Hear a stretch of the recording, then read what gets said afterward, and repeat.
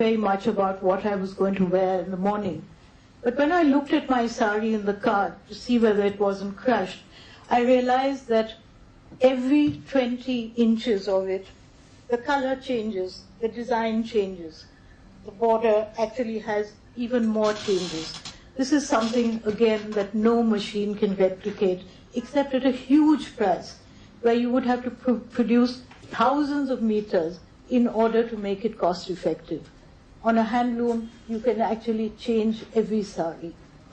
With handcraft, every piece can be exclusive and unique. And as Jaya said, today, in today's world, people are really getting very tired of all these, of looking like branded clones of every high street all over the world carrying the same brands. Now that is an advantage we have and we don't seem to recognize. Even when we talk about product development for crafts, we seem to be focusing on making things smaller and cheaper and in multiples. Actually, the beauty of craft is that each piece can be unique, and you should actually use the full potential of the craft skill and the material and the motive, rather than trying to make these little boxes where the lids don't fit, or a series of small little sandalwood elephants, which frankly no one wants to buy. So, handicraft and handloom has a huge appeal in today's global marketplace. We have the opportunity and the potential to again become the world's textile hub. Handlooms are eco-friendly, energy-saving, natural. With their low carbon footprint, they hit all the buzzwords for today's green consumer. That's why the Powerloom actually wants that label, because if they can get certified as handloom, it will give them a huge entry into the international market. The Chinese, who are much cannier than us in sensing international market directions, have been coming to India for years and taking Indian craftspeople to train them in everything from Banarsi weaving to Kolhapuri chappals. I don't know whether all of you know that most of the bangles and bindis in India today come from China. The common argument is that no one wants handloom today.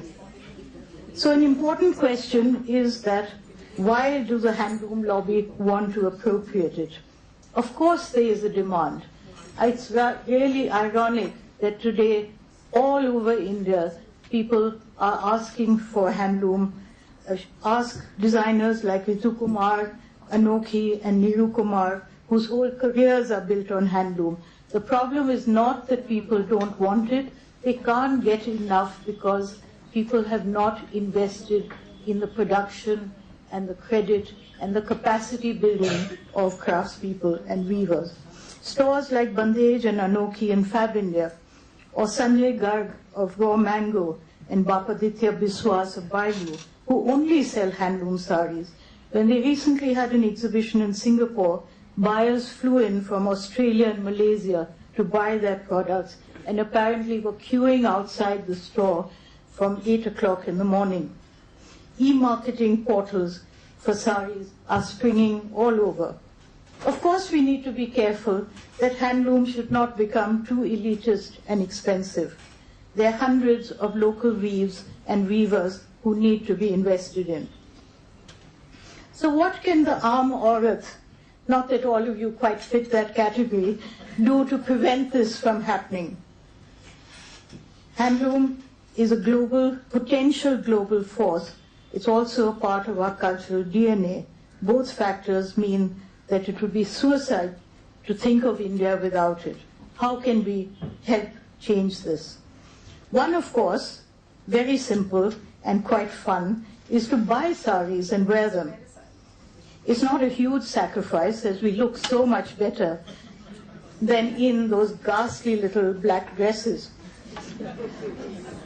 The second is promote them, demand them, create awareness about them, and help bring the products of handloom weavers and craftspeople back into the mainstream market. Craftspeople can't afford the real estate and advertising costs themselves, and today's potential customers don't want to go traipsing into rural India. So add your voices and authority to those that are asking the government for the investment and development of the sector and a sorting out of the bottlenecks that block access to appropriate raw material, credit, storage facilities, marketing linkages. I don't think the government really knows how to tackle this sector. As Jaya said, they live in a time warp, and they're still thinking in terms of giving, sort of helping. We don't want them to do that. We don't want them to run the projects or to think of cluster development as something that is facilitated by them. We just want them to be the catalyst, to be the encourager, and to allow this freedom. We also need to open their eyes and minds to the fact that yes, there is an audience, there is a potential both nationally and internationally for handlooms. When we started, a group of us started this campaign recently for Handloom, a bureaucrat in one of the ministries told me that his daughter showed him the online petition, and he was totally stunned that in 5 days about 17,000 people had signed up. And he said, but social media is full of young people. What do they want with Handloom? And of course they do. Another very important thing that all of us need to do is push the point that weavers are skilled professionals and should be treated as such. They are artists and professionals with skills that the rest of the world lacks and which should be invested in, like any other sector of the economy. Young craftspeople need education, they need management and marketing skills, they need research and development, they need design know-how, just as other young entrepreneurs do. Don't make them passive, don't make them dependent on either the government or us. Give them the tools to go forward, just as you would with your own children. Linked to this, one awareness of craftspeople as skilled professionals is not bargaining with them. Because craftspeople sit on pavements and in hearts, we tend to sometimes treat them with condescension, and I've seen customers, obviously very well heeled, acting as if they were doing the craftsperson a favor by actually buying what they sold. Flo talked to us before we came into the hall of Mahila hearts across the country. And of course women need their own access to urban markets. But marketing, I would caution you, is the last of a series of processes. And it's important not to put the cart before the horse.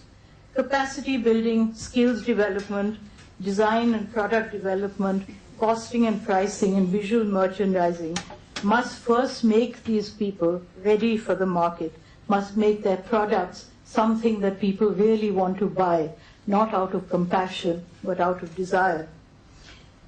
Also, I feel that more and more, we need to get craftspeople into the mainstream markets and not push them into alternative spaces.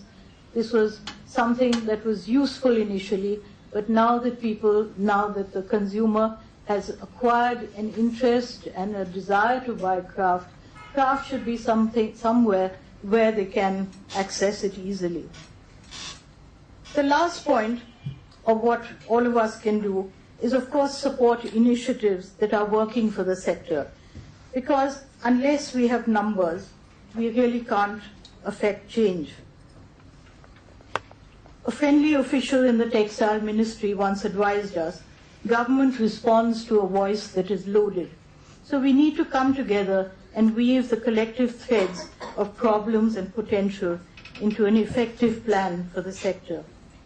One of the problems is that the sector is so diverse and far-flung.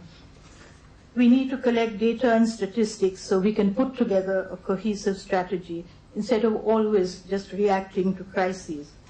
So all of you with your entrepreneurial backgrounds and experience could help us put together and analyze this information and make it into a hard-hitting, convincing argument for support and survival. Thank you.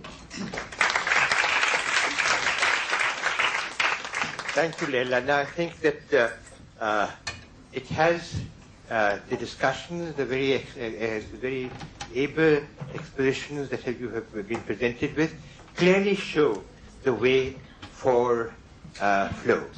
That is my view, and I realize that much fun was, of course, made of government, but much of that was justified. The fact is that the government has been at the base of trying to develop this whole sector. It has been mentioned, the fact that cooperatives were sought to be set up. Ritu Kumar has mentioned how the government has sought to intervene in marketing. The government has sought to intervene in financing. In all these sectors, government has seen itself as the center. I think what is clear from the discussions here is that the government, in this case, is not at the center, has not been at the center, and must not try to claim center stage. Government must be the facilitator, and flow. This is the role where flow can now come and take over, as a group of entrepreneurs, take over these roles in terms of industry, in terms of marketing, in terms of finance, and be the conduit between the person who is working in the field, not as a charity to that person, but as a commercial initiative, as an entrepreneurial initiative of letting them work towards this. This whole thing has a long history, and I can't resist the temptation of actually relating this story to you. I had, as chairman of the National Commission of Minorities, gone to investigate a riot that had taken place, a police firing that had taken place in a place called Forbesganj in Bihar. The village where this tragedy had taken place and a number of people had died, that village was contained of people who with the name only of Ansari. Ansari, as you know, is the Muslim community of weavers. That village, all of them were named Ansari, but there was not a single weaver there. Why was that? Because they were from the old province of Bengal. As been mentioned, the textiles of Bengal, the Bengal muslin, was a world-dominating product in its time.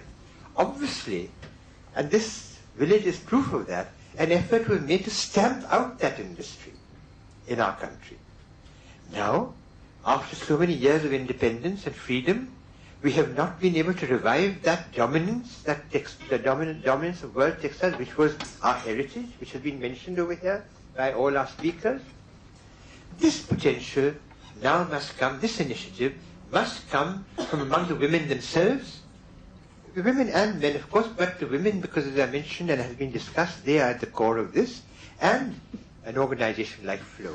And I think that this is an initiative of which FICCI can come to be proud in later years, but this is an initiative which we must take. And now we can open this up for discussion, and we can have specific discussions on various aspects of the revival. What we are talking of is the rejuvenation of a very rich heritage, which is under threat at present. But thanks to the work of so many people, many of whom are sitting on the stage, is still very much alive and still vibrant. It only needs a little push, a little better organization to actually take its proper place in the world, in the world industry. And by that I'm not implying that the market is the world, but the position of India in the world is dependent on our own markets. So thank you very much. Now, if you would raise the points that you wish, and if I may request you to just mention your name and organization, and then the person from whom we are seeking an answer. Thank you.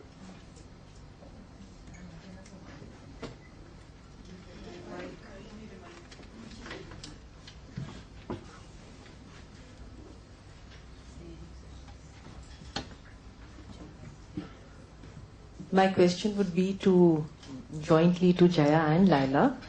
And everybody talked about how Indian textiles should be unique and how we can preserve these skills, because we have been, a big player. So when we talk about preserving a skill set, we have to also understand that, firstly, we all have to understand that craft is not something bechara and just a souvenir.